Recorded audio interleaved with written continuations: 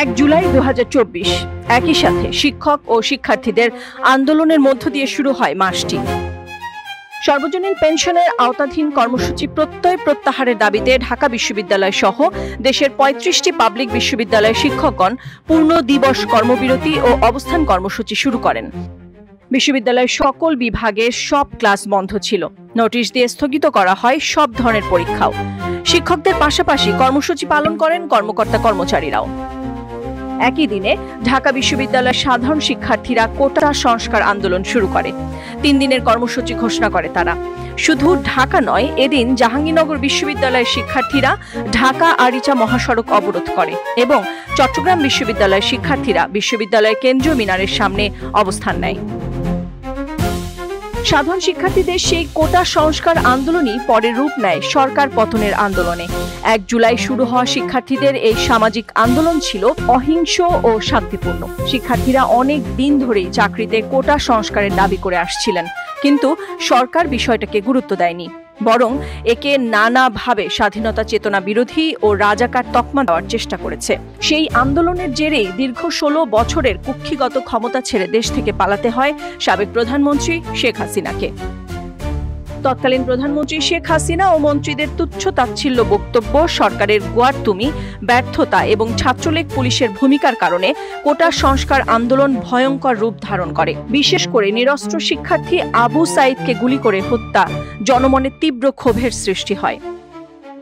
16 থেকে 22 জুলাই পুরো জাতি শ্বাসরুদ্ধকর সময় পার করে। দিন ঘন্টার সঙ্গে বাড়ছিল লাশের সংখ্যা, সেই সঙ্গে সহিংসতা, জ্বালাও পোড়াও, ধ্বংসযজ্ঞ চলেছিল নজিরবিহীনভাবে। এমন পরিস্থিতিতে সরকার সেনাবাহিনী মোতায়েন, কারফিউ জারি করে, শিক্ষা প্রতিষ্ঠান বন্ধ করে সাধারণ ছুটি ঘোষণা করে। অনলাইন পত্রিকাগুলোতে আপডেট তথ্য না থাকায় সামাজিক যোগাযোগ মাধ্যমে ছড়ায় নানা ধরনের গুজব। আন্দোলন দমনে সরকার ইন্টারনেট বন্ধ করে দেয়, ফলে পুরো সপ্তাহ জনজীবন প্রায় স্থবির হয়ে পড়ে। 23 জুলাই থেকে পরিস্থিতি কিছুটা স্বাভাবিক হতে শুরু করে। স্বাধীনতার পর এদেশে এমন পরিস্থিতি কখনোই তৈরি হয়নি। অতি অল্প সময়ে এত বিপুল সংখ্যক মানুষ হত্যার ঘটনা ঘটেনি। এর আগে এরশাদ বিরোধী আন্দোলনে 9.5 বছরে প্রায় 250 মানুষ গুম খুন হয়েছিলেন। জুলাইয়ের ছাত্র জনতার বিদ্রোহে 1 সপ্তাহে প্রায় সম পরিমাণ মানুষ গুম খুন হয়েছিল। সার্বিকভাবে গত 1.5 দশকের শাসনকালে সরকার যে অনিয়ম, দুঃশাসন, দুর্নীতি ও জনজীবনের সংকট তৈরি করেছে, এই পরিস্থিতি ছিল সেই পুঞ্জীভূত ক্ষোভের তীব্র বহিঃপ্রকাশ। ক্ষমতাসীনরাও এই 1.5 দশকে এত বড় চ্যালেঞ্জের মুখে পড়েনি। যুদ্ধাপরাধীদের বিচার, নিরাপদ সড়ক আন্দোলন, হেফাজতে ইসলামের শাপলা চত্বরের ঘটনাও তারা মোকাবেলা করেছেন, কিন্তু কোনোটাই এতটা শ্বাসরুদ্ধকর ও বিপজ্জনক ছিল না। এই আন্দোলন যে ক্ষমতাসীন দলকে বড় ধরনের চ্যালেঞ্জ ছুড়ে দিয়েছিল, মসনদ কাঁপিয়ে দিয়েছিল, তাতে কোনো সন্দেহ নেই। অতীতের বিপদগুলোকে নিজ গণসংগঠন ও পুলিশ দিয়ে নিয়ন্ত্রণ করতে সক্ষম হলেও এবার তাদের রাষ্ট্রের সর্বোচ্চ শক্তি প্রয়োগ করতে হয়েছে। শুধু তাই নয়, এই আন্দোলন বুঝিয়ে দিয়েছে ক্ষমতাসীনদের দল এই পরিস্থিতি মোকাবেলায় অক্ষম।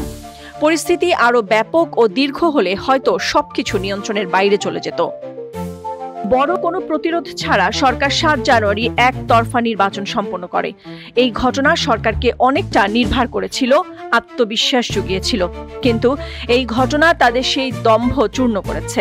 যদিও পরিস্থিতি কিছুটা স্বাভাবিক হওয়ার সঙ্গে সঙ্গে তাদের সুর ও মনোভাব পাল্টে গেছে। তৎকালীন স্বরাষ্ট্রমন্ত্রী আসাদুজ্জামান খান কামাল বলেছেন, কোটা সংস্কার দাবির আন্দোলনের সময় সহিংসতার জন্য স্বাধীনতা বিরোধী জামায়াত, বিএনপি ও জঙ্গিদের সর্বশক্তি দিয়ে সরকার একের পর এক চিহ্নিত করবে ও দমন করবে।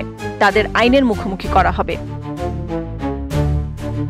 আওয়ামী লীগ আবারও যে ভুলটি করেছে সেটি হলো, তারা এই সহিংসতাকে বিএনপি জামায়াত কাণ্ড বলে প্রচার করে ও নিজেরা তা বিশ্বাস করে। তারা কোনোভাবেই বোঝার চেষ্টা করেনি যে ঘুষ, দুর্নীতি, অনিয়ম, পাচার জনজীবনের সংকট মানুষকে বিদ্রোহী করে তুলেছে। গ্রহণযোগ্যতার দিক থেকে সমাজে তাদের অবস্থান একেবারে তলানিতে পৌঁছেছিল।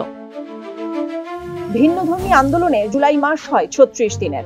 তীব্র আন্দোলনের মুখে 16 বছরের ক্ষমতা ছেড়ে যেতে বাধ্য হন আওয়ামী লীগের নেতাকর্মীরা।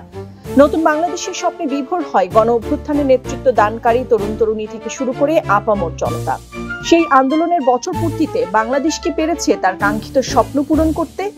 নাদিরা জাহান, নিউজ ডেস্ক, সারা বাংলা।